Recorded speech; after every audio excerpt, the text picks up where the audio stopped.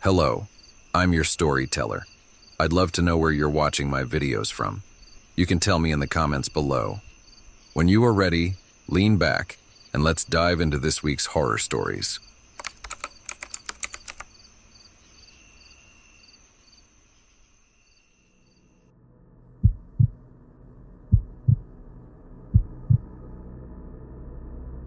This happened about 2 years ago when my daughter was still a baby, maybe around 8 months old.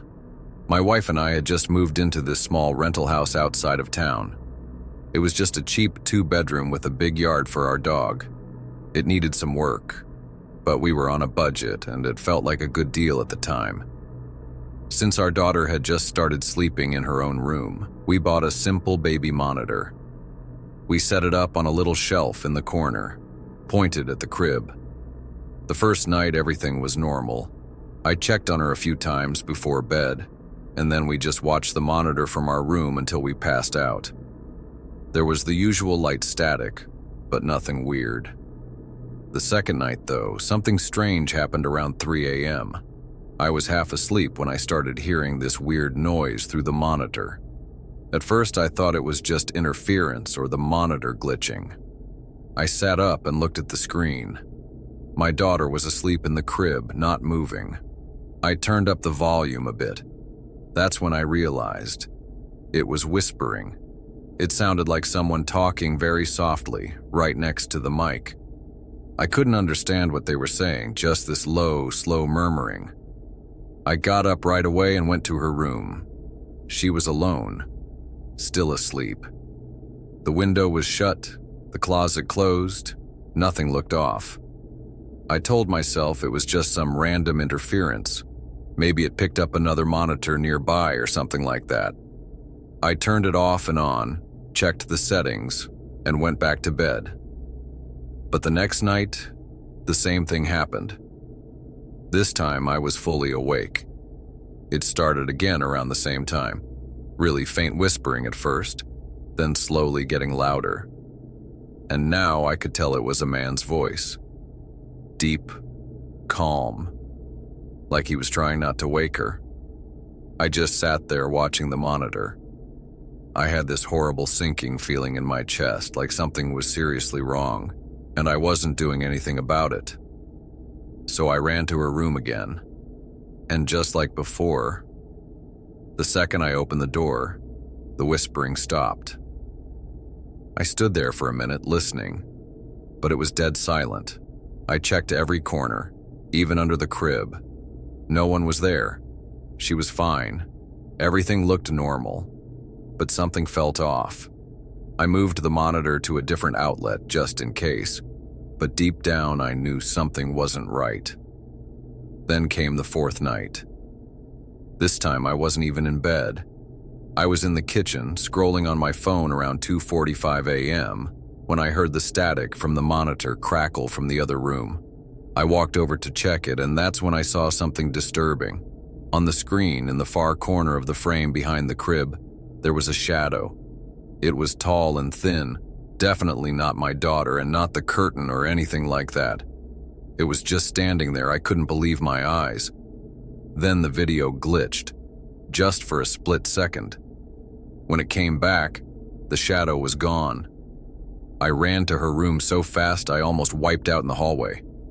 I flipped the light on and scanned the whole room. She was asleep, safe. The window was still locked, but then I noticed something on the glass. A smudge, like a handprint, on the inside of the window. Long, thin fingers. Way too big to be mine, and definitely not from her. That was it for me. I picked her up and we didn't sleep in that room again. I called the cops the next morning. They looked around, checked the locks and windows, but there were no signs of forced entry. Nothing was missing. They said it was probably interference or stress. But I could tell the officer didn't really believe that either. We stayed at my mom's house until we were able to move out a couple of months later. I still have the monitor, haven't used it since.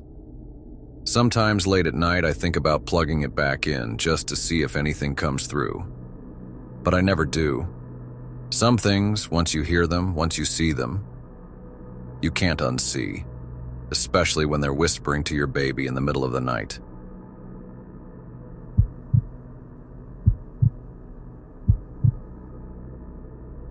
A couple years ago, I went through a rough patch where I didn't really have a place to stay.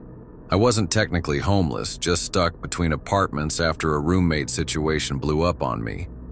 I didn't want to crash with anyone, and I couldn't afford a motel every night, so I decided I'd sleep in my car for a few days until I figured things out. It was late October, so it was getting cold at night, but I had a sleeping bag, some blankets, and a spot I thought was safe. It was this little pull-off area near the edge of town. Pretty quiet, tucked behind some trees, but not totally isolated either. It felt like a decent balance between privacy and not being in the middle of nowhere. The first night was fine. Cold, uncomfortable, but nothing weird. I woke up a few times from the cold or animals in the woods, but that was expected. The second night, though, was completely different. I parked in the same spot again, cracked the windows just a bit to keep them from fogging up, and got in the back seat with the sleeping bag pulled over my head. I remember it was around 11:30 when I finally started dozing off. Everything was quiet. No cars, no wind, just that deep silence you get on a back road. It was peaceful. Around 2 a.m., I suddenly woke up. I was completely still, listening, when I heard the sound of gravel crunching just outside the car. I had these cheap reflective sunshades cut to fit all my windows for privacy and insulation, so I couldn't see anything outside. But I instantly regretted not leaving a small gap to peek through. The footsteps circled the car once. Then they stopped, right next to the back passenger door where I was lying. I swear I could feel someone standing there. You know, that feeling you get when you know someone's close, even if you can't see them. I stayed still. My phone was dead, huge mistake, and I didn't have any kind of weapon on me. I was afraid to even make a move to roll the windows up or start the engine, because that would light up the entire car and let whoever it was know I was awake. Then I heard the soft sound of someone brushing up against the car, like fabric dragging across the paint. A second later, I heard the faint click of someone testing the door handle.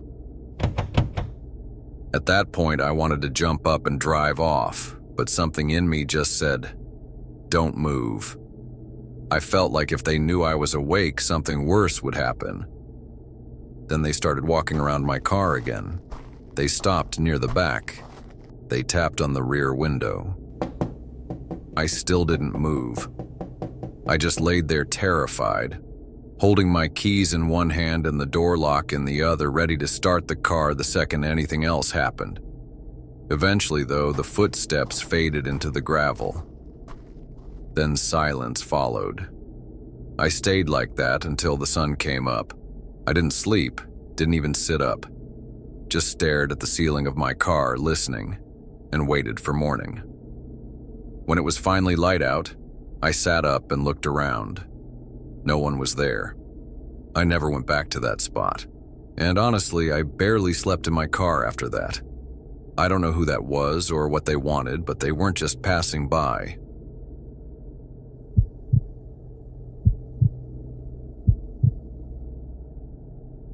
This happened a few years ago when I was 16 and my younger brother was 14. It was during summer break, and our parents were out for the night celebrating one of their friends' birthdays. They told us to just stay inside and behave while they were gone, but of course we didn't listen. We thought it'd be fun to set up a tent in the backyard and camp out for the night. We dragged out some sleeping bags, snacks, and flashlights, and planned to stay up late telling scary stories or watching stuff on our phones until we passed out. It was quiet back there. All you could hear was crickets and the occasional car way off in the distance. At first, it felt like a normal night. But around midnight, something changed. We were lying in the tent talking when I heard what sounded like someone coming closer to our tent. I immediately thought my brother was messing with me, but I could literally see him lying still beside me. He heard it too. The footsteps kept going around the tent.